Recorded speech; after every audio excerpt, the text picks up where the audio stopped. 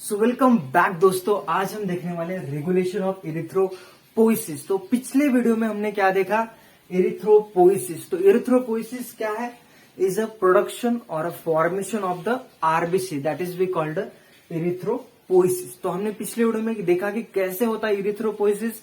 तो सबसे पहले जो एम्ब्रियोनिक स्टेज है हमने वहां से स्टार्ट किया था। तो एम्ब्रियोनिक स्टेज में सबसे पहले intravenous production of the RBC होता है, फिर इंट्रावेनस से शिफ्ट होता है कहां पर, लीवर और स्प्लीन में, फिर प्रोडक्शन ऑफ द आरबीसी होता है। फिर वहां से फिफ्थ यूट्राइन स्टेज में जब हम पहुंचते हैं तो वहां पर बोन मैरो का प्रोडक्शन जो है, बोन मैरो का फॉर्मेशन या बोन मैरो में क्या होता है, जस्ट इनिशिएट होता है। क्या आरबीसी प्रोडक्शन बोन मैरो में इनिशिएट होता है फिफ्थ इंट्रा यूट्राइन स्टेज के अंदर। ओके, लेकिन लीवर और स्प्लीन के अंदर तब भी क्या हो रहा है, प्रोडक्शन ऑफ द आरबीसी हो रहा है, यहां बस इनिशिएट हुआ है। ओके, उसके बाद में फिर जब बेबी बॉर्न होता है तो कंप्लीटली सारी की सारी जो रिस्पॉन्सिबिलिटी है प्रोडक्शन ऑफ आरबीसी की, वो कौन लेता है, बोन मैरो। क्योंकि जैसे बेबी बॉर्न होता है तो उसका अभी बोन मैरो क्या है, पूरी तरीके से डेवलप है। ओके, तो वो फिर सारी की सारी जो ये रिस्पॉन्सिबिलिटी है किसकी, इरिथ्रोपोइसिस की, वो लेता है। कौन लेता है, बोन मैरो लेता है। ओके, लेकिन फिर भी जो हमारी लीवर और स्प्लिन है उनके पास पावर होती है किसकी, आरबीसी प्रोडक्शन की। कब, जब हमारी बॉडी के अंदर heavy production of the RBC की जब नीड है हमारी बॉडी के अंदर, तब extra medullary production of the RBC, मतलब by the liver and spleen के अंदर भी फिर क्या होता है, प्रोडक्शन ऑफ द आरबीसी, जब हेवी डिमांड हो तब। तो ये हमने देखा था पिछले वीडियो में इरिथ्रोपोइसिस के बारे में। आज हम देखने वाले रेगुलेशन, उसी इरिथ्रोपोइसिस का रेगुलेशन, मतलब क्या, कंट्रोल मैकेनिज्म। ओके, तो इस इरिथ्रोपोइसिस को मतलब क्या है कि भाई एक बार आरबीसी प्रोडक्शन स्टार्ट हो गया तो क्या वो रुकता नहीं है, ऑब्वियसली रुकता है, क्योंकि हमारी बॉडी के अंदर आरबीसी का जो क्या है लाइफ टाइम है वो कितना है, 120 डेज, पता है हम लोगों को। उसके बाद में आरबीसी का क्या होगा, डिस्ट्रक्शन होगा और फिर नए आरबीसी क्या होंगे, फॉर्म होंगे। ओके, तो यहां पर देखिए हमारी बॉडी के अंदर okay, stable formation and destruction of the RBC होता ही रहता है, और ये कैसा है, रेगुलेटेड होता है, फाइनली रेगुलेटेड। तो कैसे रेगुलेट होता है ये सब, सबसे पहले इरिथ्रोपोइटिन, आपने ये पहले भी टर्म सुना होगा, इरिथ्रोपोइटिन। ये क्या है, एक हार्मोन है। क्या है, हार्मोन है ये। ओके, एक हार्मोन है। कौन प्रोड्यूस कर रहा है, किडनी में भी कौन सी सेल प्रोड्यूस कर रही है, जक्स्ट्रा ग्लोमेरुलर सेल। ओके, जो कि कहां पर प्रेजेंट होती है, जो हमारे एफरंट और इफरंट आर्टेरियल होता है उसके यहां पर, ओके, यहां पर होती है जक्स्ट्रा ग्लोमेरुलर सेल्स। ओके, ये प्रोड्यूस करती है क्या, यस, इरिथ्रोपोइटिन प्रोड्यूस करती है किडनी के अंदर। ओके, किडनी प्रोड्यूस करती है और फिर वहां से कहा जाता है ब्लड के अंदर, और ब्लड से कहा जाता है बोन मैरो के अंदर, और बोन मैरो में फिर जो स्टेम सेल है उससे स्टिमुलेट करता है, और फिर स्टेम सेल जो है production of the RBC start करती है। ये है इस हार्मोन का काम। अब ये कब करता है, इरिथ्रोपोइसिस, प्रोडक्शन ऑफ आरबीसी, तो जब हाइपोक्सिया कंडीशन हो। हाइपोक्सिया कंडीशन मतलब क्या, कि जब हमारे टिश्यू के अंदर या टिश्यू को क्या है, इनसफिशिएंट ऑक्सीजन सप्लाई हो रहा है, उससे ऑक्सीजन की कमी हो रही है। किसे, टिश्यू को जब ऑक्सीजन की, ऑक्सीजन कम मिलता है तो उसे हम क्या बोलते हैं, हाइपोक्सिया कंडीशन। ओके, या फिर हमारे बॉडी का जो एचबी है वो कम हो गया है, या फिर जो रीनल आर्टरी है, मतलब क्या, किडनी की जो आर्टरी है उसमें O2 टेंशन क्या हो गया, कम, उसमें O2 टेंशन कम हो रहा है, उसके ऑक्सीजन की लेवल कम है, उस वक्त ये हार्मोन जो है वो क्या होता है, प्रोड्यूस होता है। ओके, नेक्स्ट है भाई एंड्रोजीन्स। अब एंड्रोजीन्स क्या करते हैं, stimulate the production of the RBC. अब ये क्या है, मेल सेक्स हार्मोन है, पता है हमें, लेकिन इसका भी काम है stimulate the production of the RBC. Same ये भी कहां पे जाएगा, बोन मैरो में, बोन मैरो को स्टिमुलेट करेगा, बोन मैरो में स्टेम सेल को स्टिमुलेट करेगा, और स्टेम सेल भी प्रोडक्शन ऑफ द आरबीसी करेंगे, वही है। ओके, क्योंकि हमें पता है हार्मोन्स क्या होता है, जो रिलीज इनटू द ब्लड, पता है हम लोगों। ओके, तो यहां पर देखिए एंड्रोजेंस स्टिमुलेट करता है प्रोडक्शन ऑफ द आरबीसी, और यहां पर मैंने एक लिखा है क्या है, नॉट इसेंशियल। इसका मतलब क्या है यहाँ पर, तो देखिए जो इरिथ्रोपोइटिन है वो कौन रिलीज कर रहा है? किडनी रिलीज कर रहा है। इसका मतलब हमारी बॉडी पूरी तरीके से किडनी के ऊपर डिपेंड है क्या आरबीसी प्रोडक्शन एरिथ्रोपोइसिस के लिए? बिल्कुल नहीं। अगर आप दोनों किडनी को भी निकाल लोगे फिर भी हमारी बॉडी एरिथ्रोपोइसिस नॉर्मली कंडक्ट कर सकती है। उसे जरूरत नहीं कि ऐसा वो किडनी के ऊपर टोटली डिपेंड नहीं है। ओके, तो ऐसा कुछ नहीं है कि किडनी के ऊपर डिपेंड है। उसके पास ये सारे बैकअप मैकेनिज्म है।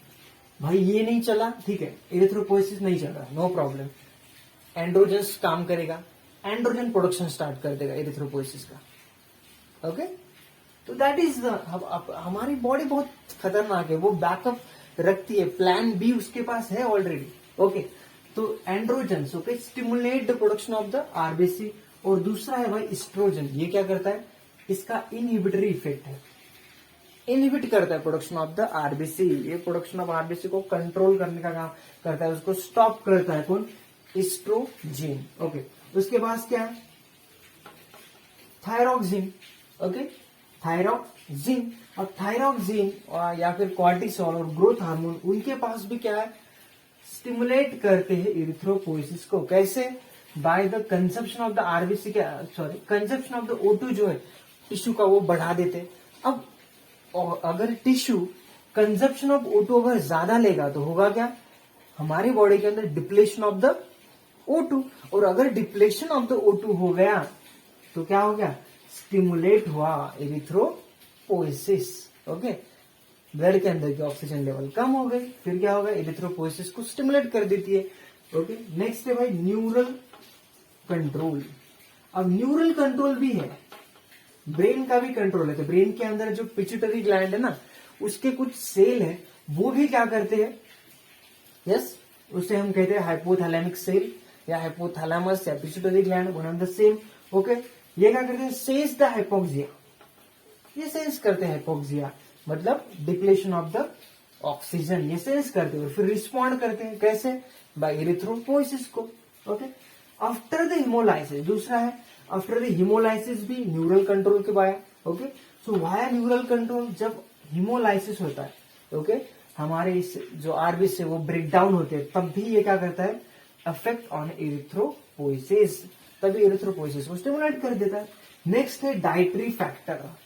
अब ये डाइटरी फैक्टर, उसमें आता है अमीनो एसिड मतलब प्रोटीन, दूसरा है विटामिन B12, फॉलिक एसिड और आयरन। ये जो है न्यूट्रिएंट, ये हमें रिक्वायर है for the production of the RBC.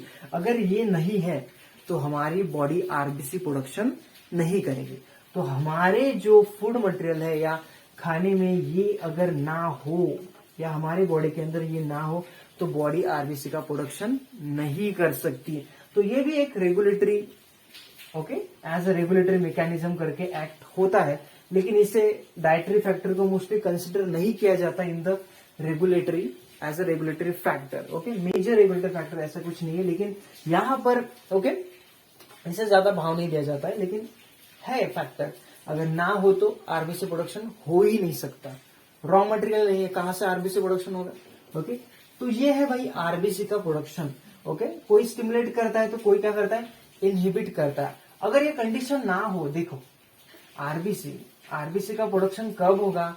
अगर भाई हमारी बॉडी के अंदर आरबीसी का नंबर कम हो गया, एचबी का नंबर कम हो गया, ऑक्सीजन कम हो गया, तभी आरबीसी का प्रोडक्शन होगा। अगर नहीं है, ऑक्सीजन की अगर ऑक्सीजन की कोई कमी ही नहीं है तो ये प्रोडक्शन होगा ही नहीं। समझ रहे हो आप? तब इनहिबिट होगा, तब कोई नहीं होगा। ओके, तब इनहिबिट होगा। ओके, नेक्स्ट है यहाँ पर इरिथ्रोब्लास्टोसिस। ओके, फोइटैलिस, आपने भी ये टर्म सुनी होगी, इरिथ्रोब्लास्टोसिस फोइटैलिस। इसमें क्या होता है? हम ये सबसे पहले ऊपर का जो है हम करते हैं रब और फिर स्टार्ट करते हैं इरिथ्रोब्लास्टोसिस फोइटैलिस। तो आई होप आपको जो है रेगुलेशन समझा होगा आरबीसी प्रोडक्शन का या फिर इरिथ्रोपोइसिस का। ओके, अभी हम देखने वाले हैं इरिथ्रोब्लास्टोसिस फोइटैलिस। ओके, तो भाई इरिथ्रोब्लास्टोसिस फोइटैलिस ये जो है ये क्या है? यहाँ पर मदर क्या होती है? RH पॉजिटिव, और चाइल्ड है मतलब जो उसके अंदर जो फीटस है, यहाँ पर मदर क्या है? प्रेग्नेंट मदर है, जिसके जो चाइल्ड है या जो बेबी है, फीटस है, उसका क्या है? RH पॉजिटिव है। वो RH पॉजिटिव। अब RH पॉजिटिव और नेगेटिव रिलेटेड टू व्हाट, ये क्या है आपको पता है, ब्लड ग्रुप से रिलेटेड है। ओके, तो यहां पर मदर है भाई, ओके, RH नेगेटिव, और चाइल्ड है RH पॉजिटिव। इसका मतलब मदर की जो आरबीसी है उसके ऊपर क्या नहीं प्रेजेंट है, क्या नहीं प्रेजेंट है, एंटीजन प्रेजेंट नहीं है। ओके, ये किसकी है, मदर की आरबीसी है।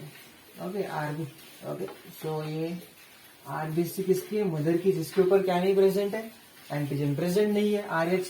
दूसरा है भाई ये फीटस का, ओके, फीटस के ऊपर एंटीजन प्रेजेंट है। तो होगा क्या, यहां पर है प्लासेंटा, ओके, यहां पर क्या है, प्लासेंटा, और प्लासेंटा के थ्रू क्या होता है कि मदर के ब्लड के अंदर, ओके, यहां से न्यूट्रिएंट ट्रांसपोर्ट होता है और वेस्ट मटेरियल को क्या करता है, ये है प्लासेंटा। ओके, ये क्या है, प्लासेंटा। तो यहां से न्यूट्रिएंट या फूड मटेरियल को प्रोवाइड किया जाता है और वेस्ट को क्या किया जाता है, बाहर। ये काम होता रहेगा यहाँ पर। ओके, ये काम प्लासेंटा के थ्रू चलते रहता है। अब यहां पर क्या हो गया कि ये फीटस का जो क्या है, ये एंटीजन है, RH एंटीजन। तो इसके अगेंस्ट हमारी बॉडी क्या करती है, सॉरी, इसके अगेंस्ट जो मदर की बॉडी है, ओके, ये मदर की साइड है। ओके, तो मदर की जो बॉडी है, सॉरी, जो मदर की, ओके, जो मदर है, ओके, सो मदर जो है, मदर के अंदर क्या होता है, मदर की जो आरबीसी है उसके ऊपर तो नहीं है, तो मदर के लिए ये जो आरबीसी है इसके ऊपर का जो एंटीजन है, ये क्या है, ये क्या है, फॉरेन है।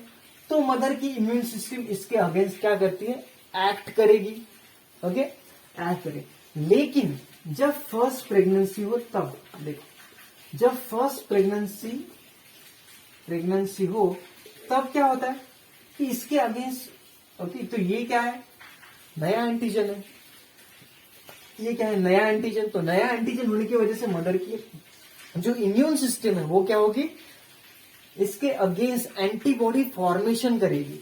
मतलब फर्स्ट प्रेगनेंसी के वक्त चाइल्ड जो है वो क्या होगा, बच जाएगा, उसके अगेंस्ट जो है कोई भी एंटीबॉडीज इसे क्या नहीं करेगी, क्योंकि जस्ट प्रोडक्शन हुआ है एंटीबॉडी का, क्या हुआ, प्रोडक्शन स्टार्ट हुआ है ड्यूरिंग द फर्स्ट प्रेगनेंसी के वक्त।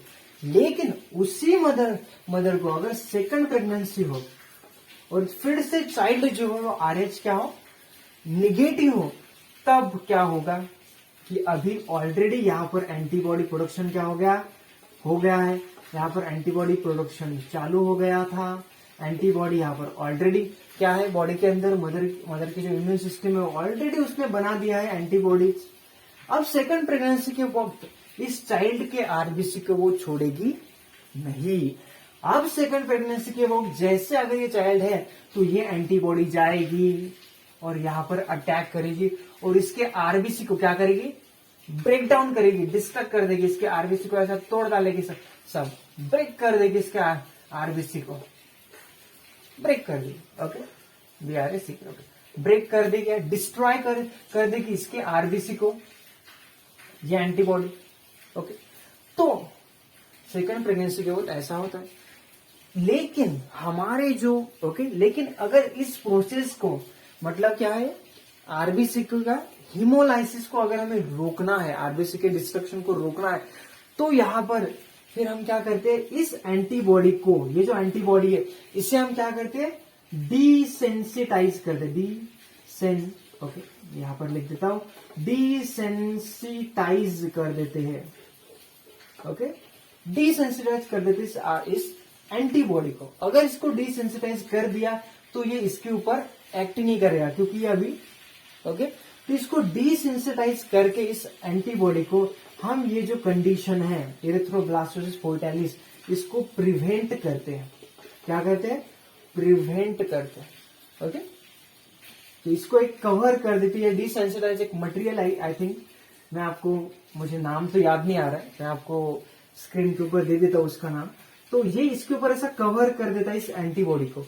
इसकी वजह से ये एंटीबॉडी इस आरबीसी को, इस एंटीजन के ऊपर क्या नहीं करती, एक्ट नहीं करती, और जिसकी वजह से प्रेगनेंसी जो है या चाइल्ड को प्रोटेक्ट कर सकते हो। This is all about the erythroblastosis fetalis next हम देखने वाले हैं एनीमिया।